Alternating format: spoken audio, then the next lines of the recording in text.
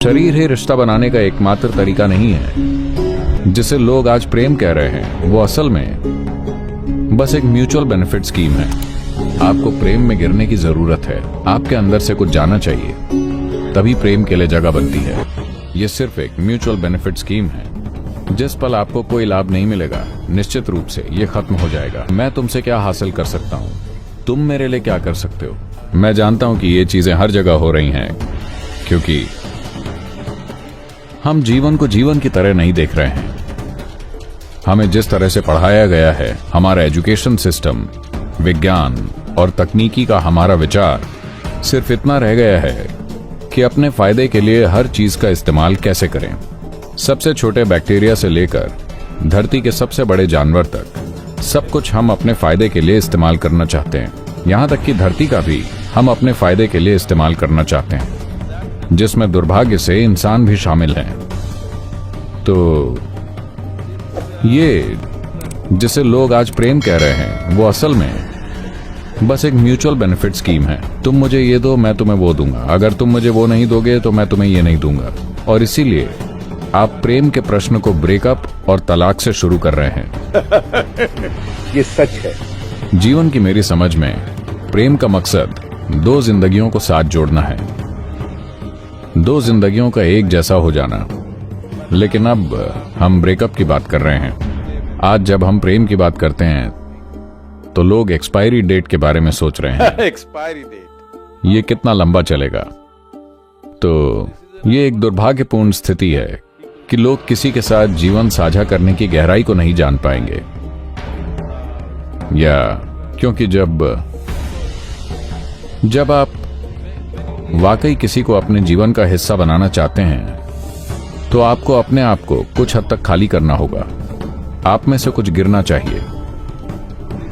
अंग्रेजी अभिव्यक्ति पता नहीं फ्रेंच में क्या कहते हैं, लेकिन अंग्रेजी में प्रेम में पड़ना कहते हैं, जो कि अच्छा है। देखिए, आप प्रेम में ऊपर नहीं उठ सकते, प्रेम में उड़ नहीं सकते, प्रेम में चढ़ नहीं सकते। आप प्रेम में केवल गिर सकते हैं। आप में से कुछ ना कुछ गिरना चाहिए। तो अभी हम प्रेम में चढ़ने की कोशिश कर रहे हैं, इसलिए हर वक्त परेशानियां होती हैं।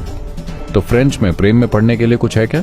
ये वही है, ये टोम्बे अमूरू है, जिसका अर्थ प्रेम में पड़ना होता है। हम भी वही कहते हैं। ये अच्छा है, फ्रेंच अभी भी प्रेम में पड़ रहे हैं। सुनकर अच्छा लगा। क्योंकि ये ज्यादातर लोगों के लिए सिर्फ एक म्यूचुअल बेनिफिट स्कीम बन गया है कि मैं जो चाहता हूं वो कैसे पालूं। Love is not about getting what you want. It is an opportunity to make yourself vulnerable. It's an opportunity to lose yourself.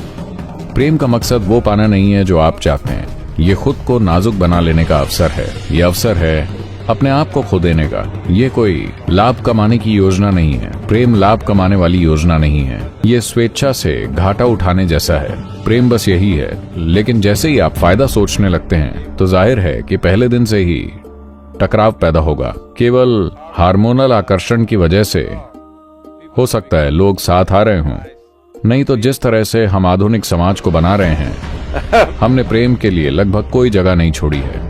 हम ये देखते हैं कि मैं तुमसे क्या हासिल कर सकता हूं। तो जब ये तरीका है तो ब्रेकअप स्वाभाविक रूप से होगा, क्योंकि अगर आप दूसरों से खुशी निचोड़ने की कोशिश कर रहे हैं तो ये काम नहीं करेगा।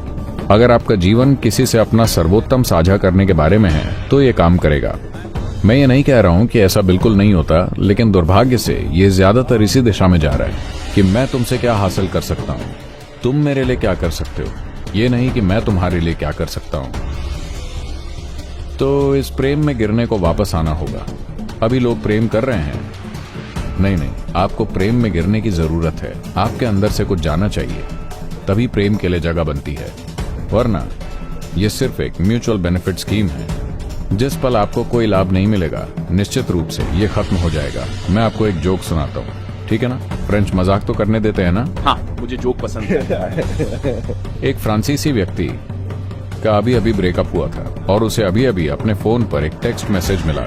लड़की ने कहा कि सब खत्म हो चुका है। तो वो धीरे धीरे इसे पढ़ रहा था और उसकी मां ने आकर पूछा, तुम क्या पढ़ रहे हो? वो उन्हें नहीं बताना चाहता था, इसलिए उसने कहा, मैं एक बढ़िया से स्वादिष्ट व्यंजन की रेसिपी पढ़ रहा हूं। माँ ने उसे देखा और कहा, लग रहा है कि तुम प्याज काटने पर आ गए हो, क्योंकि वो रो रहा था। लगता है तुम उस हिस्से पर आ गए हो जहां वो प्याज काट रहे हैं। तो भले ही आप प्याज काटते समय आपकी आंखें भर आएं, अगर आप अच्छे से पकाते हैं तब भी खाना अच्छा लगता है ना? तो ये पूरी बात कि इंसान अपने रिश्तों को नहीं संभाल पा रहे हैं। एक महत्वपूर्ण बात यह है कि अभी अंग्रेजी भाषा में ऐसा हो गया है, मुझे लगता है, मुझे शक है कि शायद फ्रेंच लोगों ने ही इसे शुरू किया होगा कि हमारे लिए यहां भारत में हम जब संबंध या रिश्ता कहते हैं तो ये कई तरह का हो सकता है। ये हमारे माता पिता के साथ हो सकता है, भाई बहनों के साथ हो सकता है, दोस्तों के साथ हो सकता है, गुरु और शिष्य के बीच रिश्ता होता है, तरह तरह के रिश्ते होते हैं। लेकिन पश्चिम में अब ऐसा हो गया है कि अगर आप संबंध कहते हैं तो इसका मतलब है केवल शारीरिक संबंध। दुर्भाग्य से इसकी वो कीमत भी चुका रहे हैं, क्योंकि शरीर ही रिश्ता बनाने का एकमात्र तरीका नहीं है। शारीरिक संपर्क रिश्ता बनाने का एकमात्र तरीका नहीं है। बौद्धिक रूप से आप रिश्ता रख सकते हैं, भावनात्मक रूप से आप रिश्ता रख सकते हैं। इसलिए भावनात्मक रिश्ते हमेशा कहीं ज्यादा क्या कह सकते हैं, आपके जीवन को अधिक स्पर्श करने वाले और अधिक कोमल होते हैं शारीरिक रिश्तों की तुलना में।